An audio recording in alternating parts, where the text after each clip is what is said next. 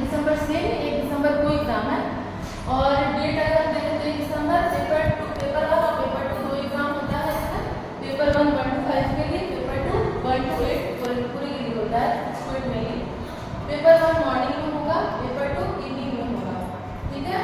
Paper 1 में paper 1 का जो एग्जाम है 9:30 बजे से 12 बजे तक होगा, और पेपर 2 का जो एग्जाम है 2:30 बजे से लेकर दोपहर 2:30 बजे से लेकर के 5 बजे तक होगा।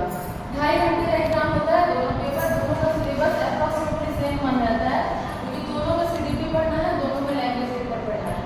बाकी डिफरेंस क्या आता है इसमें, एक पर्टिकुलर पेपर 2 में सब्जेक्ट आता है, वो हम देखेंगे नेक्स्ट सिलेबस डिस्कशन करके तब। अभी हम बात कर लेते हैं एग्जाम का पैटर्न कैसा होगा। सीटेट के एग्जाम पैटर्न की, अगर आपने पहले भी सीटेट दिया है तो आपको पता होगा कि उसमें कितने बच्चे बैठते हैं और कितने बच्चे पास होते हैं। तो लगभग जितने भी बच्चे बैठते हैं उसका 16% ही पास हो पाता है।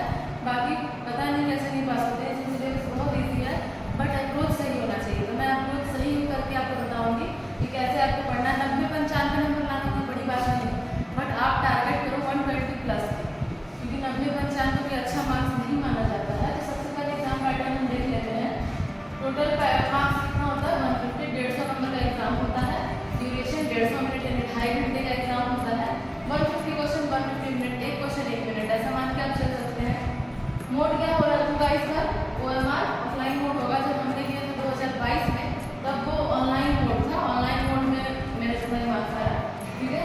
नेगेटिव मार्किंग इसमें होता है तो नहीं, ये सबसे बेस्ट चीज़ है इसकी कि नेगेटिव मार्किंग इसमें नहीं होती है। बाकी एग्जाम की कंपेरिजन में सबसे अच्छा चीज़ है। आप अपने मन से भी, अगर आपको लग रहा है कि सही है गलत भी हो सकता है, तो क्वेश्चन मार्क कर दें, छोड़ के बताएं कोई क्वेश्चन।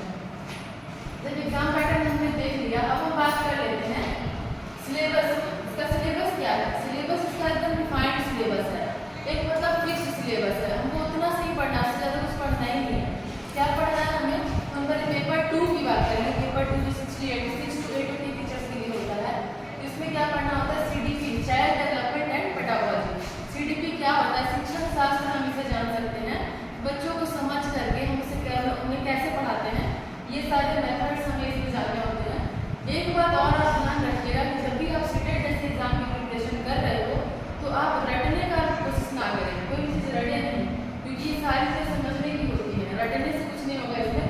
अगर आप CDP रट के चले जाएंगे सारा क्वेश्चन गलती हो जाएगा, बट अगर समझे होंगे तो 30 आउट ऑफ 30 आना एकदम कन्फर्म है।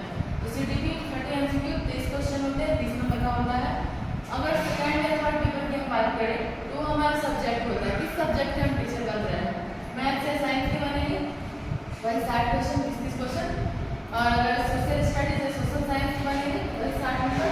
दोनों से कोई एक ही होगा, हमारा दोनों से हो नहीं सकता है। अगर मान लीजिए मेरा मैथ साइंस का, मैथ साइंस को लेकर के चले तो 60 नंबर 60 मार्क्स का होता है।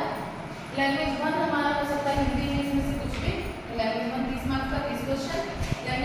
लैंग्वेज 2 की बात करें तो वही 30 मार्क्स का 30 क्वेश्चन, वही सेम पैटर्न है पूरा एग्जाम का। अगर हम लोग पेपर 1 की बात करें, पेपर 1 में कुछ नहीं करना है, पेपर 1 में भी यही होगा CDP। पेपर 1 में क्या अलग हो जाता है, वो ये वाला जो बीच का पोर्शन है सेकंड एंड थर्ड, वो चेंज होगा, बाकी चीज सेम रहता है। लैंग्वेज 1 सेम रहेगा, लैंग्वेज 2 सेम रहेगा। इसमें क्या हो जाएगा, पेपर 1 क्या की बात कर लेते हैं, यहाँ पर सब्जेक्ट लिख देती हूँ और उनके मार्क्स लिख देती हूँ, फिर मैं पेपर 1 की डिस्कशन करती हूँ। और इसके बाद मैं क्या बात करूँगी कि जब हमने सिलेबस जान लिया, एग्जाम का पैटर्न जान लिया, उसके बाद हमें क्या जानने की जरूरत है, हमें ये जानने की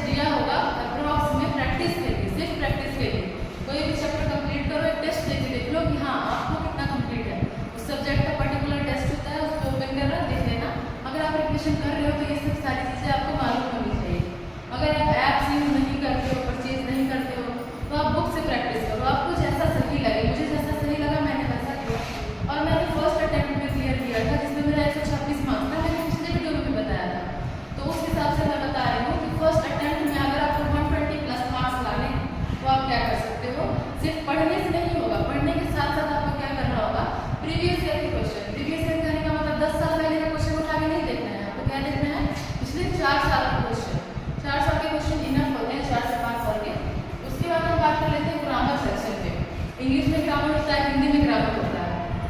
तो किसी किसी को देखते हैं ग्रामर